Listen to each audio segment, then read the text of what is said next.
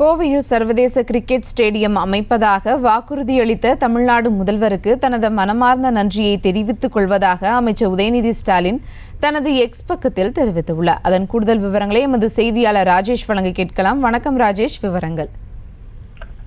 வணக்கம். அமைச்சர் உதயநிதி ஸ்டாலின் தன்னுடைய சமூக வலைதள பக்கத்தில் முதலமைச்சருக்கு நன்றி தெரிவித்திருக்கிறார்.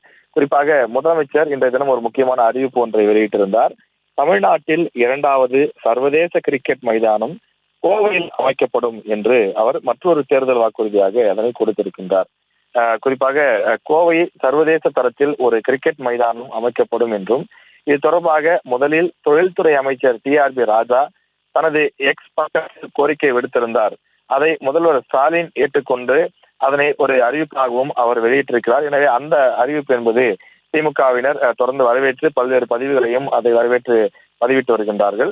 தமிழ்நாடு பிரீமியர் லீக்கில் 3 அணிகளினுடைய அந்த ஓனர்கள் கோவையை சார்ந்தவர்கள். குறிப்பாக கோவை பொறுத்தவரையில வளர்ந்து வரக்கூடிய ஒரு முக்கியமான ஒரு மாநகரமாக இருக்கக்கூடிய நிலையில் ஏராளமான இளைஞர்கள் அங்கு பயன்பெறக்கூடிய வகையில ஒரு சர்வதேச தரத்திலான கிரிக்கெட் மைதானம் அமைக்கப்படும் என்று முதலமைச்சர் தெரிவித்திருந்தார்.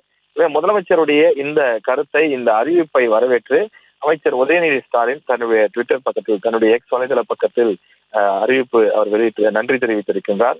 குறிப்பாக கோயம்புத்தூர் கிரிக்கெட் ரசிகர்களுடன் நானும் இணைகிறேன். இது சர்வதேச தரத்திலான திறமைகளை வளர்ப்பது மற்றும் உலகின் சிறந்த விளையாட்டு நாடுகளுக்கு இணையான விளையாட்டு உட்கட்டமைப்பை மேம்படுத்துவது ஆகியவை உள்ளிட்ட பிரச்சனை என்றும், எனவே இந்த விஷயத்தை பொறுத்தவரையில முதலமைச்சருடைய அறிவிப்பு என்பது ஒரு முக்கியமான வரவேற்கத்தக்க அறிவிப்பு என்றும், முதலமைச்சருடைய உறுதிமொழி விரைவில் நிறைவேற்ற அனைத்து முயற்சிகளையும் மேற்கொள்வோம் என்றும் அவர் குறிப்பிட்டிருக்கின்றார். செய்திகளை உடனுக்குடனும் துல்லியமாகவும் தெரிந்து கொள்ள சப்ஸ்கிரைப் பண்ணுங்க.